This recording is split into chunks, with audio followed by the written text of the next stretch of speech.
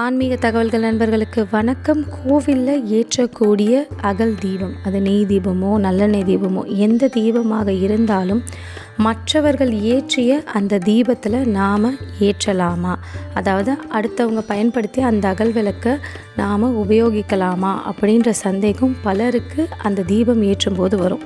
யார் ஏற்றினாலுமே தீபம் ஒன்றுதான். சுவாமி சந்நிதியில் தீபம் ஏற்றும்போது நாம் செய்த பாவங்கள் நீங்கி புண்ணியம்தான் கிடைக்கும். ஒருவர் ஏற்றி அணைந்த தீபத்தை எடுத்து நீங்கள் ஏற்றுவதனால் உங்களுக்கு அவர்களுடைய பாவமோ புண்ணியமோ கிடைக்காது. அதனை நீங்களும் பகிர்ந்து கொள்ள முடியாது.